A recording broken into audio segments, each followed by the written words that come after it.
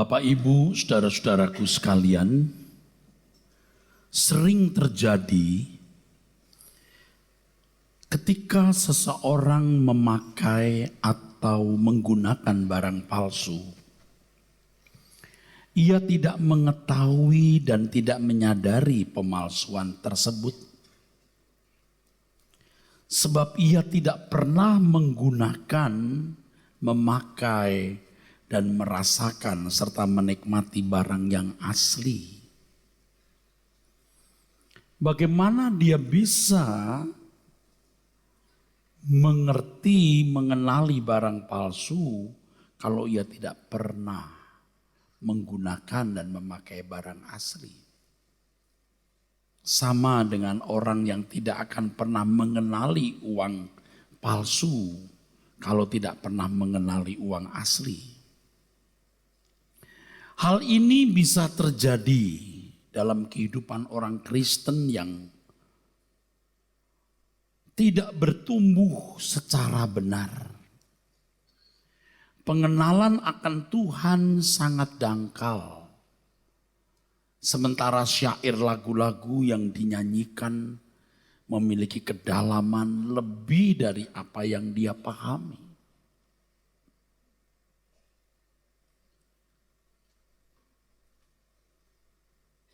Sama seperti seseorang baru menginjak di pelabuhan atau baru menginjak di bandara, belum masuk wilayah luas.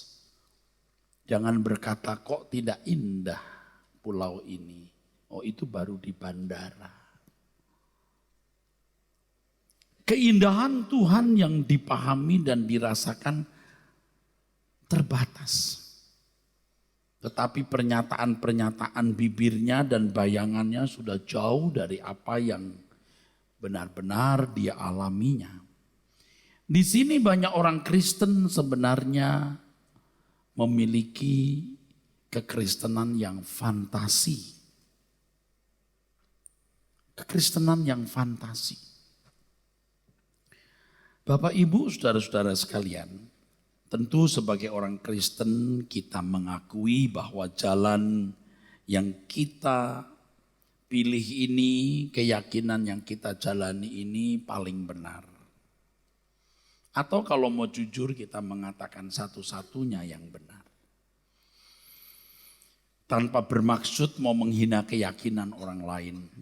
Sebagai masyarakat yang dewasa dan manusia yang beradab, kita harus berani menerima kenyataan bahwa orang lain pun punya hak untuk mengakui agamanya paling benar. Dan kita memberi kesempatan orang lain untuk beragama, memeluk keyakinannya. Tetapi di Alkitab kita menemukan Tuhan Yesus berkata, Engkaulah satu-satunya Allah yang benar dan Yesus Kristus yang Kau utus. Fakta yang kita melihat dalam hidup banyak orang di luar Yesus. Orang-orang di luar Kristen yang meyakini bahwa Allah mereka itu benar. Mereka memaknai kejadian-kejadian yang mereka alami sebagai tindakan Allah mereka. Mereka mengakui, merasakan, mengalami Allah yang mereka yakini itu. Bahkan saudara melihat kenyataan ada orang-orang yang berani mempertaruhkan nyawa mereka demi yang diyakini itu. Anda boleh berkata itu Allah fantasi, tapi faktanya mereka membuktikan keyakinannya dengan mempertaruhkan segenap hidup sampai tanpa batas. Keyakinan mereka bisa berlangsung bukan hanya ratusan tahun, tapi juga ribuan tahun. Dan Allah yang benar membiarkannya. Bukankah bisa terjadi dalam hidup saudara sebagai orang-orang Kristen yang sebenarnya belum mengikuti Yesus dengan benar, tetapi merasa telah memiliki Yesus, merasa telah menikmati keindahannya. Padahal semua yang saudara anggap, saudara yakini sebagai pengalaman dengan Tuhan itu hanya fantasi belaka. Kejadian-kejadian hidup dan pengalaman yang dialami orang-orang Kristen seperti ini dimaknai sebagai tindakan Tuhan di dalam hidupnya. Sebagai perwujudan kehadiran Allah dalam hidupnya. Apa bedanya dengan agama lain? Oleh sebab itu kita harus dengan jujur memeriksa hidup kekristenan kita. Apakah kita benar-benar telah menemukan Tuhan, mengalaminya, atau sesungguhnya yang kita pahami, kita kenal tentang Dia hanya sebuah fantasi. Dalam hal ini kita harus mulai mencari Tuhan dengan sungguh-sungguh. Dalam usaha untuk bertemu dengan Tuhan. Mengalami Tuhan secara real. Kita tidak boleh hanya mempercakapkannya. Di mana semuanya sebatas nalar. Sebatas pikiran rasio. Sebatas doktrin yang disusun. Kajian teologi yang dipaparkan. Dan pengajaran yang didefinisikan. Dan semua itu sebenarnya serba kognitif. Itu hanya sampai pada kognitif.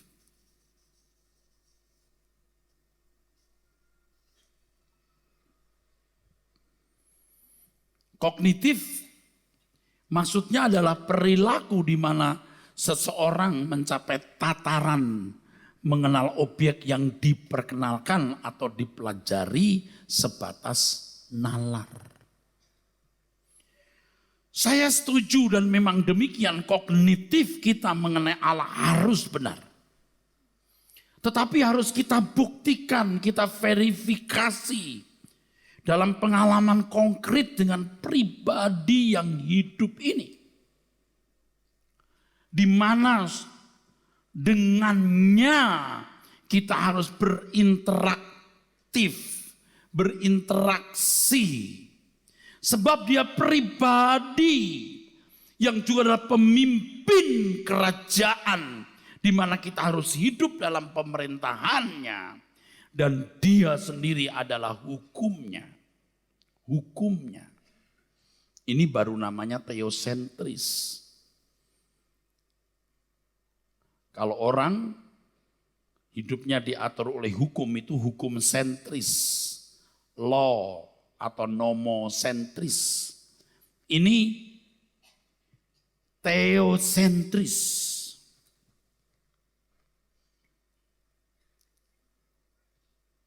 Bicara soal kesempurnaan jangan saudara berkata itu antroposentris, orang mau sempurna. Kesempurnaan manusia bukanlah kesempurnaan Allah. Kesempurnaan Allah tidak perlu dibicarakan lagi. Karena satu, sudah selesai, finish. Dua, tidak terjangkau oleh nalar kita. Bicara soal kesempurnaan Kristus, itu kesempurnaan yang harus kita contoh. Dan Tuhan jelas mengatakan kita harus sempurna. Sempurna kita itu kalau seluruh perilaku kita seiring dengan pikiran dan perasaan Allah. Jadi acuannya, dasarnya itu pribadi Allah sendiri. Makanya teosentris, saudara. Bukan hukum sentris, apalagi antroposentris. Antropo itu artinya manusia. Memang kognitif ini adalah langkah awal. Tapi harus terbukti bahwa dia pribadi yang hidup. Sebab dia kepala pemerintahan dan dia juga adalah hukum kita. Hidup orang percaya itu harus sesuai dengan kehendaknya yang diwakili oleh pikiran dan perasaannya. Maka orang Kristen harus memiliki pikiran dan perasaan Kristus. Bukan hukum atau syariat. Kita tidak belajar mengenai apa yang halal dan apa yang haram. Kita belajar mengenai apa yang dikehendaki oleh Allah dan yang tidak dikehendaki. Allah itu hidup, harus dialami. Jangan hanya fantasi. Kognitif memang langkah awal. Perilaku di mana individu mencapai tataran mengenal objek yang diperkenalkan dan dipelajari sebatas nalar, saudaraku. Selanjutnya orang percaya harus meningkat pada sikap afektif. Dari kognitif afektif.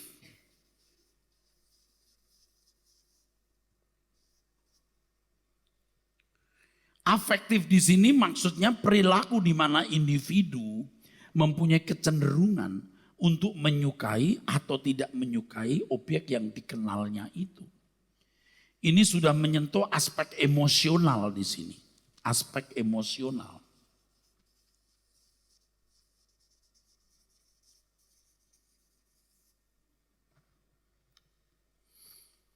Dalam hal ini perasaan kita harus jelas. Harus jelas terhadap Tuhan. Apakah kita mencintai Tuhan dengan sungguh-sungguh atau tidak.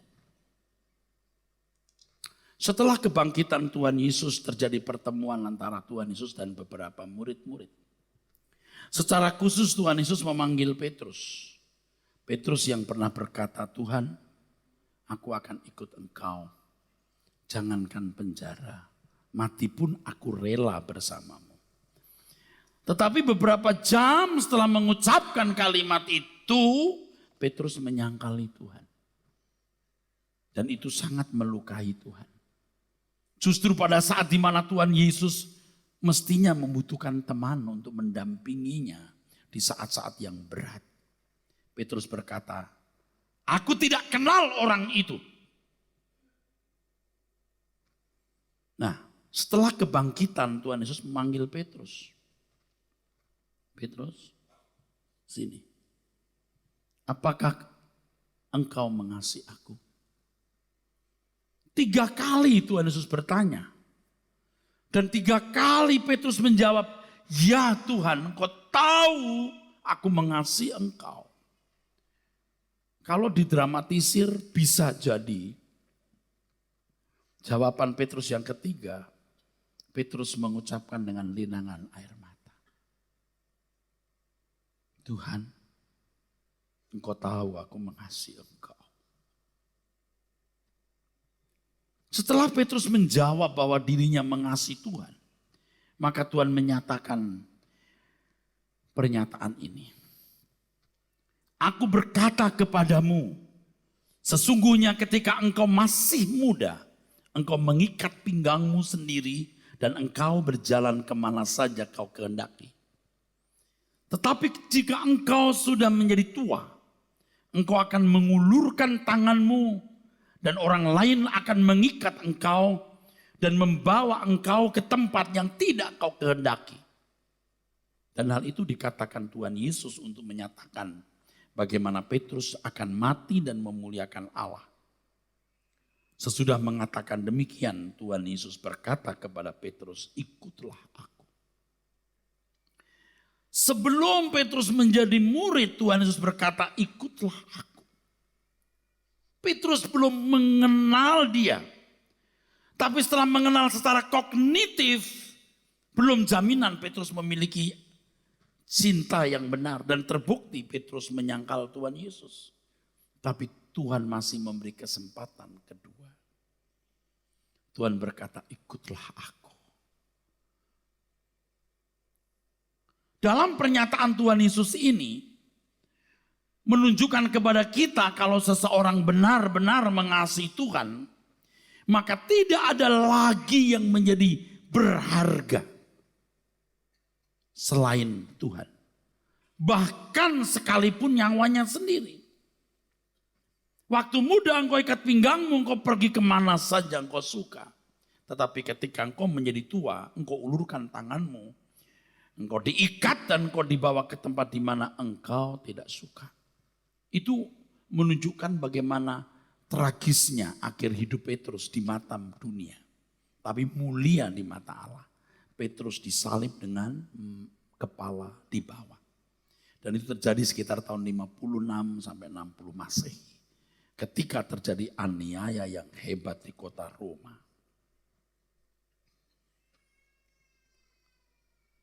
Jadi kognitif ini pengenalan secara nalar harus benar, bertumbuh terus, dan harus dibuktikan, diverifikasi lewat pengalaman hidup, pertemuan dalam doa, dan seterusnya. Sampai saudara sekalian memiliki perasaan yang ditumbuhkan untuk mencintai Tuhan. Setelah memiliki sikap afektif, maka sampai pada taraf sikap konatif. Konatif.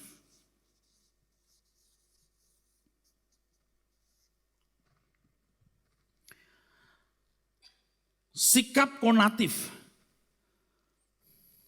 Artinya kecenderungan berperilaku dalam situasi tertentu terhadap objek yang diyakini dan dirasakan. Konatif adalah perilaku yang sudah sampai tahap individu seseorang melakukan sesuatu atau suatu tindakan terhadap objek. Dalam hal ini Tuhan Yesus. Dalam kehidupan orang percaya, hal ini bisa terjadi kalau sungguh-sungguh berlangsung proses pertumbuhan dengan benar, saudara. Bertumbuh secara benar dalam kognitifnya ini, bertumbuh dalam benar afektifnya, lalu nyawa pun diserahkan di sini.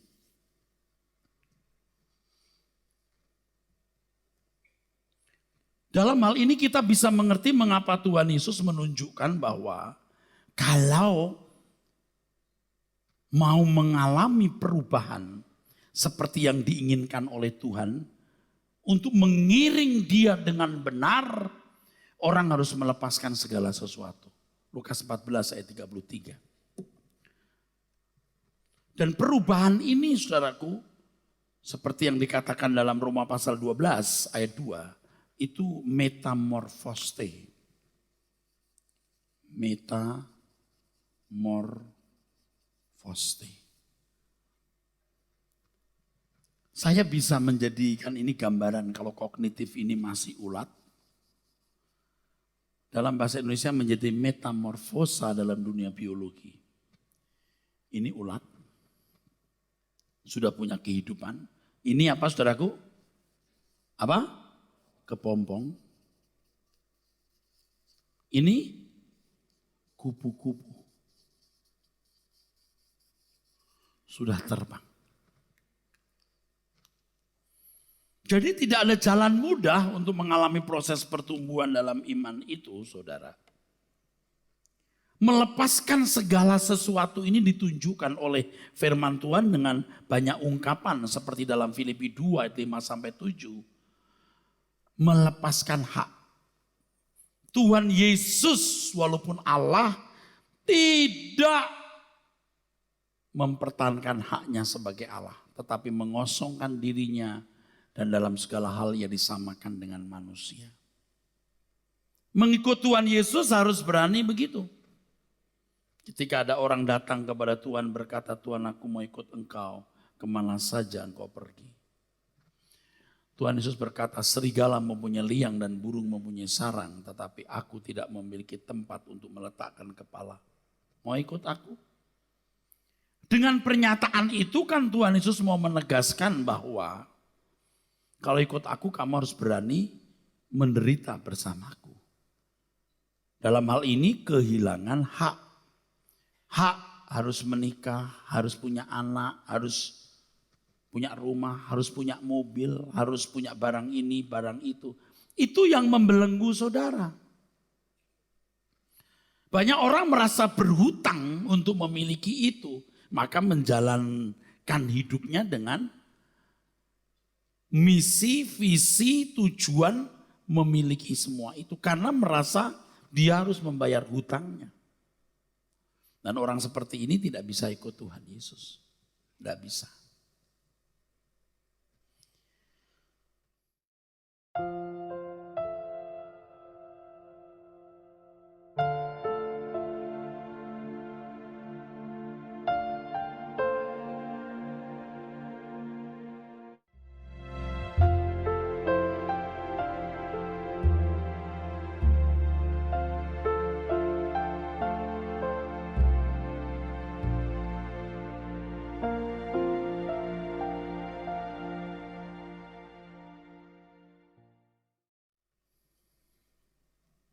Bagian yang sangat kuat dalam Alkitab yang mengajarkan kita terkait dengan hal ini, yaitu ketika Tuhan Yesus ditawari keindahan dunia. Lukas 4 ayat 5-8. Tuhan Yesus menolak. Tuhan berkata bahwa manusia harus menyembah. Menyembah itu dalam bahasa aslinya proskuneo.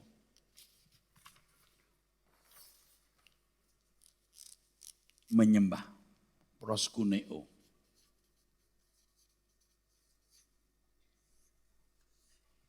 Proskuneo. Proskuneo itu means giving high value to something or someone.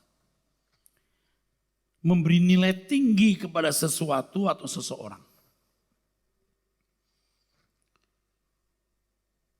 Ketika seseorang ya tertarik dunia dan mengingininya, ya tidak bisa ikut Tuhan Yesus.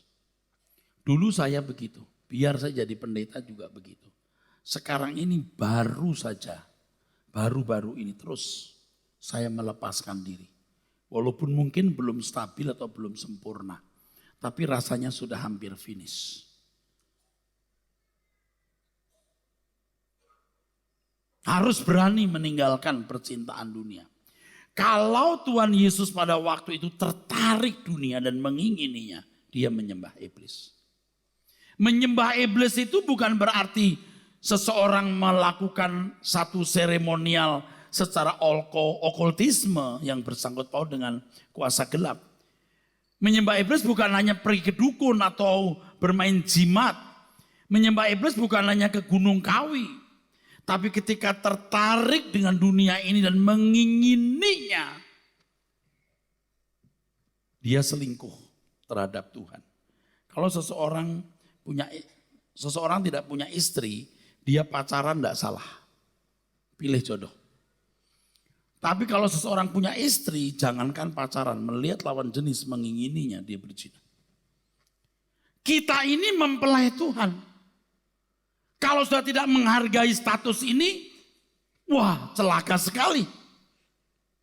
Kekasih dari raja di atas segala raja.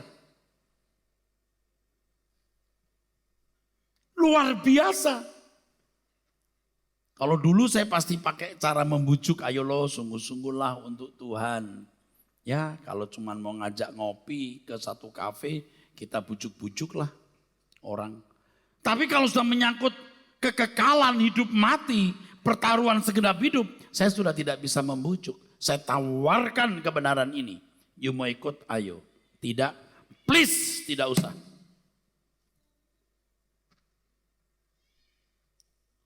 Saya berbicara ini saudaraku atas nama Tuhan loh. Kalau yang saya ajarkan tidak sesuai Injil Tuhan Yesus, saya terlaknat loh. Ini bukan hanya masalah saudara dengan saya, ini masalah saya dengan Tuhan. Karena yang saya sampaikan atas namanya. Berapa saya mau digaji untuk sebuah kelaknatan atau kutuk? Nggak mau saya. Yang saya pilih adalah tidak perlu digaji. Karena upahku adalah aku boleh melayani tanpa upah. Supaya kebenaran ini saudara tangkap dengan hati yang terbuka. Tidak ada intrik dan maksud-maksud licik di balik pernyataan-pernyataan ini.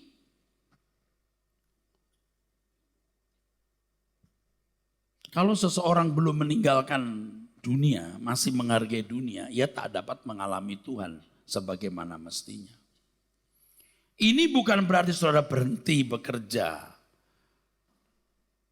Sekolah yang giat nak, kuliah yang giat, karir yang rajin, bisnis yang tekun, jujur. Maksimalkan potensi, cari pangkat setinggi-tingginya, punya gelar setinggi-tingginya. Karena dari itu engkau membuktikan cintamu kepada Tuhan. Dan kalau engkau telah raih semua, persembahkan untuk kepentingan Tuhan. Kalau tidak, please deh kamu nikmati. Binasa kamu. Kamu bukan makhluk gratis. Kamu makhluk yang diciptakan oleh Tuhan. Yang memiliki rancangan di balik semuanya. Apalagi anak tebusan. Kamu harus hidup untuk Dia yang telah mati di kayu salib demi kamu. Jika seseorang tidak melepaskan diri dari ikatan dunia, ia tidak akan bisa mengerti firman Tuhan. Lukas 16 ayat 11. Kalau orang tidak setia dalam harta, dalam hal mamon yang tidak jujur, jadi masih bisa dibelenggu oleh dunia, masih merasa berhutang dengan dunia. Harus punya ini, harus punya itu. Mestinya yang namanya keharusan itu mengenal Allah dan melakukan kehendaknya. Selain itu tidak ada yang harus. Jadi yang belum menikah jangan mesti ngotot menikah. Yang sudah menikah punya anak jangan mesti harus punya anak atau ambil anak angkat. Semua harus diperkarakan dengan Tuhan. Yang mutlak itu hanyalah satu. Mengenal Allah dan melakukan kehendaknya. Kalau orang masih tidak setia dalam hal mamon yang tidak jujur, maksudnya begini saudara. Kognitifnya saja tidak mampu. Karena kalau orang masih terikat dengan dunia, dia tidak akan mengenal kebenaran. Di dalam Lukas 16 ayat 11 itu, Lukas 16 ayat 11, tidak akan dipercayai harta yang sesungguhnya itu alitenon. Alitenon. Artinya the truth, kebenaran. Kenapa ada orang yang ke gereja tapi gak rubah-rubah ya hidupnya? Ya dia masih belenggu, masih dalam belenggu dunia. Hal ini membuat banyak orang Kristen hanya berfantasi. Tidak heran kalau mereka masih memberi diri terikat oleh dunia. Taraf hidup kekristenan hanya sampai pada kognitif atau sebagian kecil dari afektif. Perasaannya itu tidak sungguh-sungguh ditumpahkan untuk Tuhan. Padahal standar mencintai Tuhan itu segenap hati, segenap jiwa, segenap akal budi, melebihi dari mencintai nyawanya sendiri. Ironis saudaraku, orang yang saudara bisa pandang sebagai menyembah Allah yang salah, please deh, mungkin Anda berpikir begitu. Tetapi faktanya, mereka berani mempertaruhkan segenap hidup mereka tanpa batas untuk Tuhan. Nah saudara sudah mempersembahkan hidup seberapa? Coba lihat orang-orang yang memberi diri jadi teroris. Demi yang diyakininya loh. Dia taruh segenap hidupnya loh tanpa batas. Dia tidak punya masa depan. Masa depannya yang diyakini adalah nanti setelah mati dapat pahala. Nah saudara percaya Yesus itu Tuhan? Saudara yakin bahwa Allah Bapa itu Allah satu-satunya yang benar? Mengapa saudara tidak mengenal Dia dengan baik? Memiliki kognitif yang baik, memiliki afektif yang baik, punya konatif yang baik, punya langkah sikap yang benar. Kita harus mengarahkan hidup kita kepada Tuhan sepenuhnya. Atau tidak sama sekali. Karena Tuhan mengajarkan kita bahwa kita tidak bisa mengabdi kepada dua Tuhan. Tuhan Yesus menolak menyembah iblis artinya bukan hanya tidak menundukkan badan.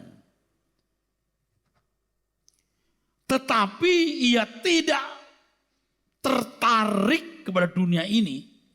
Dan tidak mengingini dunia ini. Inilah sikap tidak menyembah iblis. Seandainya Tuhan Yesus mengingini dunia karena tertarik kepadanya, maka berarti Yesus menyembah iblis. Dan kalau hal ini terjadi, maka Yesus gagal menyelesaikan tugas penyelamatan atas dunia ini. Ini berarti ia tidak pernah menjadi Kristus atau yang diurapi. Tindakan Tuhan ini memberi pelajaran mahal kepada kita, agar kita tidak mengingini dunia ini.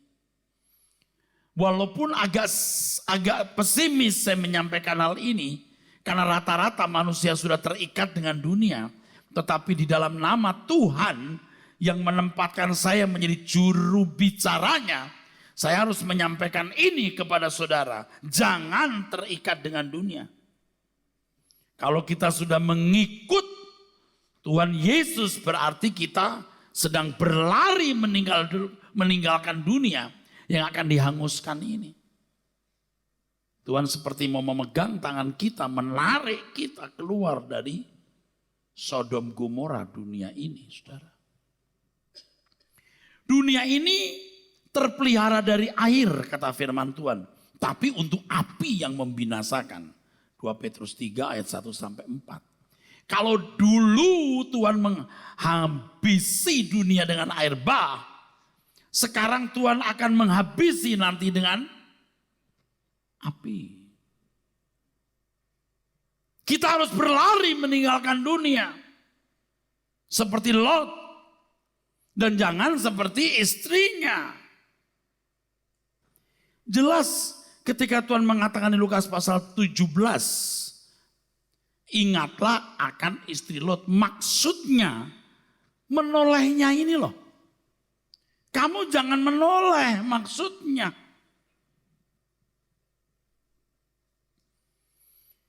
Tuhan yang ngomong, jadi saya ini bicara atas nama Tuhan. Saudara mungkin berkata, omong kosong. Saudara belum lihat kekekalan.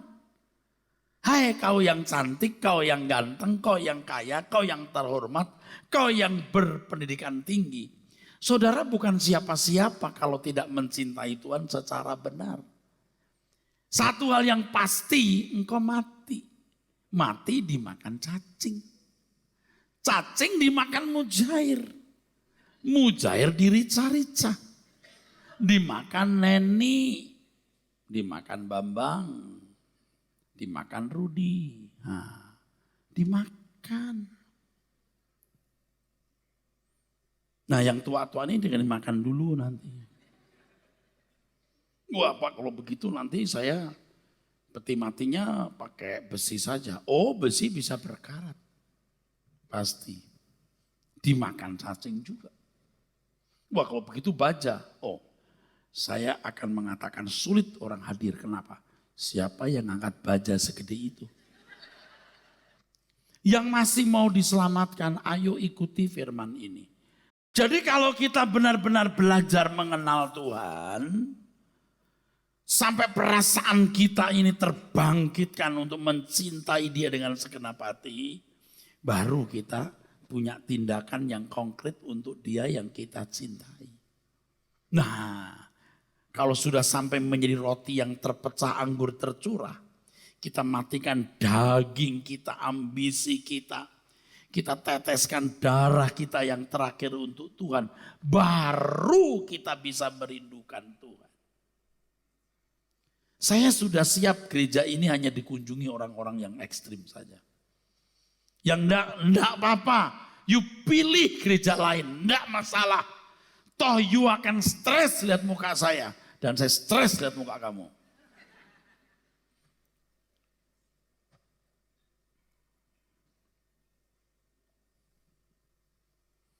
Ini kekekalan bro. Ini kekekalan. Jangan main-main. Jadi sedih kalau kita lihat gereja-gereja hanya bicara soal berkat. Klaim janjinya. Ayo kasih perpuluhan supaya kamu dapat berkat berlipat ganda. Itu bukan Injil yang diajarkan Tuhan Yesus. Yang diajarkan Tuhan Yesus adalah seluruh nyawamu harus kau berikan. Atau tidak usah sama sekali. Berat dong Pak? Enggak berat, mustahil. Loh kok jadi begitu Pak? Tapi kalau engkau mau, Roh Kudus akan menolong. Saya sering berdoa begini, Tuhan, aku merindukan apa yang tidak bisa kulakukan. Aku minta apa yang tidak bisa kuperbuat. Tetapi yang mustahil bagiku tidak mustahil bagimu. Begitu. Beri kemuliaan buat Tuhan. Oke.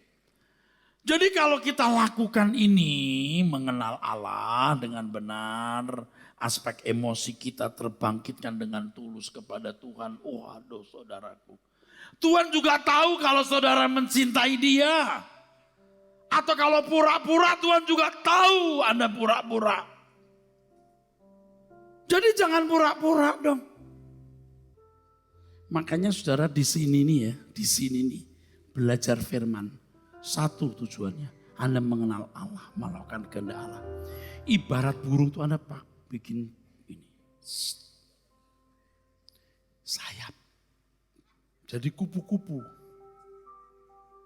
Nah yang baru-baru ini baru keluar bulunya. Belum punya sayap, bulu. Pasti masih takut mati. Tapi yang sudah begini. Wah makanya begitu lift jatuh. LP3. Jadi pada waktu pesawat dieng. Saudara bilang LP3. Sebelahnya bilang, Bung ngomong apa? LP3. Maksudnya langit baru, bumi baru. Oh sama dong. Sama. Saya juga. Bang di mana? Rehoboth. Sama. Berapa lama? Baru 2 minggu, oh masih bulu.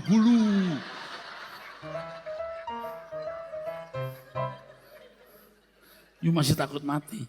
Belum panjang ikut Rehobothnya. Belum dimatikan duniawinya. Saudara ini kira-kira udah punya sayap atau masih bulu? Apa? Bulu kuduk. Bulu. Enggak ada baik kuduk. Ditambah kuduk lagi.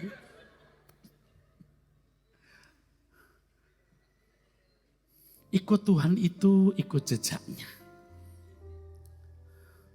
Kalau sudah ikut Tuhan dengan sungguh-sungguh, kita itu sudah mengerti kalau Tuhan berkata, serigala mempunyai liang, burung mempunyai sarang, anak manusia tidak mempunyai tempat meletakkan kepalanya. Oke. Saudara, saya tidak ngarang ya, tapi saya mesti beri contoh. Saya sering mengatakan, Tuhan, apapun yang kau kehendaki harus kulakukan. Apapun Tuhan. Apa yang harus kuperbuat Tuhan. Kita akan bisa memperagakan apa yang dikatakan Paulus. Asal ada makanan pakaian cukup. Ternyata Tuhan bukan hanya memberikan makanan pakaian. Tapi banyak fasilitas. Yang melaluinya kita mau mempersembahkan bagi Tuhan. Luar biasa. Dan kalau sampai kita mencintai Tuhan, saudaraku sekalian. Tuhan tahu. Kulabuhkan rinduku di peluk hatimu. Tentu kau merasa yang ku rasakan.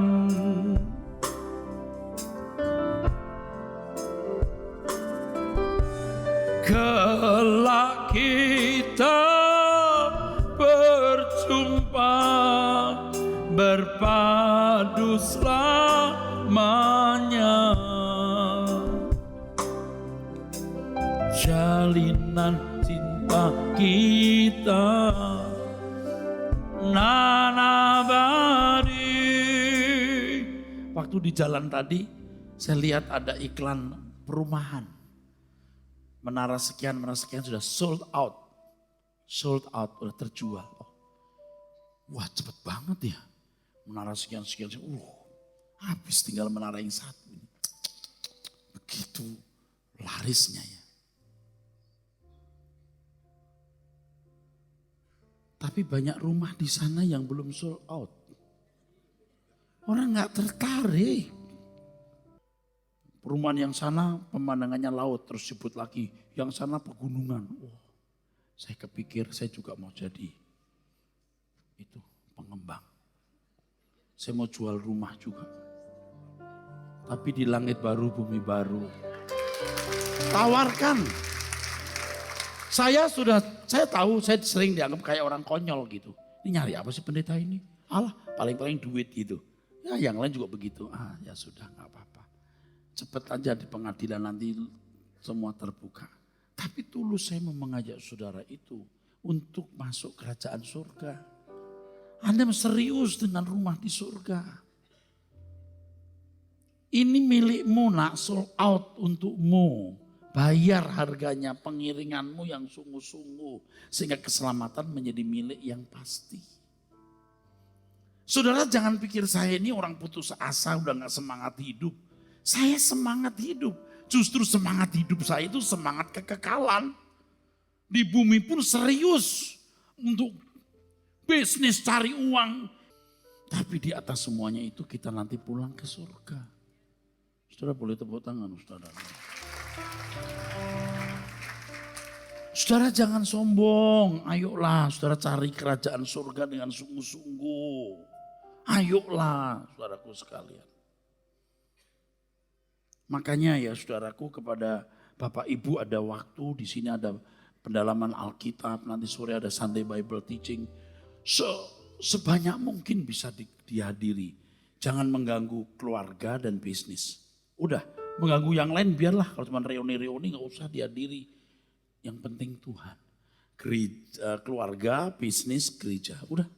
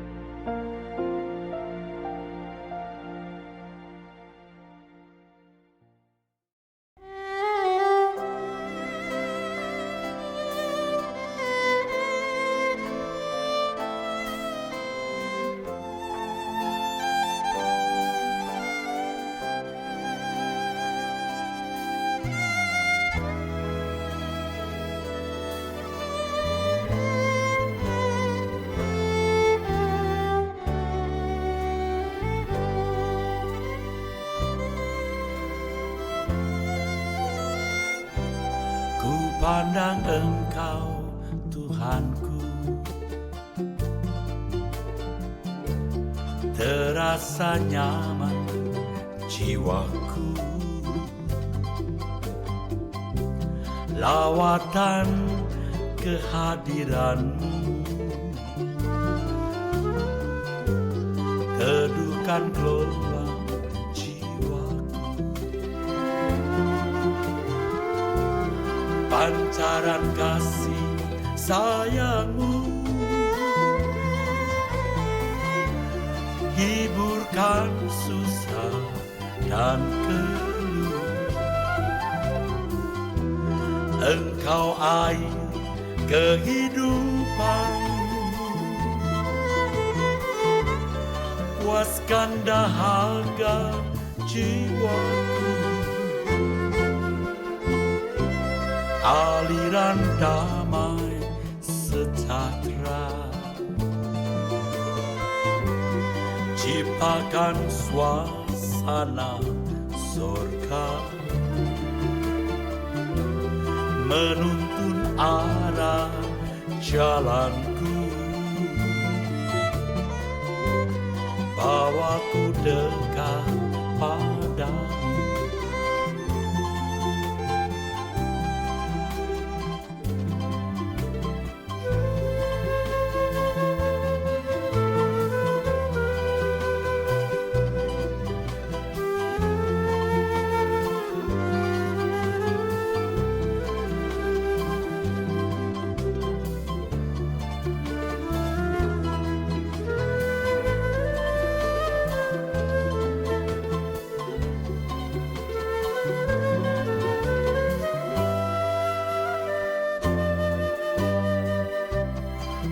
Pandang Engkau Tuhanku,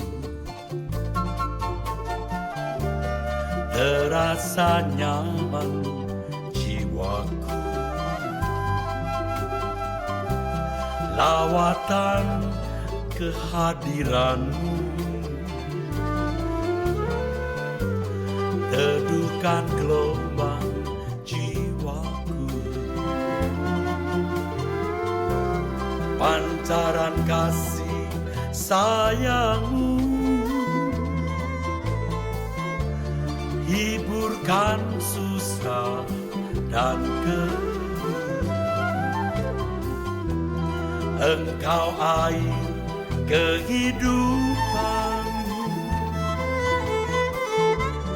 puaskan dahaga jiwaku. Aliran damai sejahtera, ciptakan suasana sorga, menuntun arah jalanku. Bawaku dekat padamu, pancaran kasih sayangmu, hiburkan susah dan keluh. Engkau air kehidupan, puaskan dahaga jiwaku. Aliran damai sejahtera, ciptakan suasana sorga,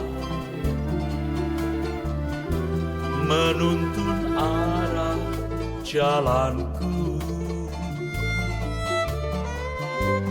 Bawaku dekat padamu.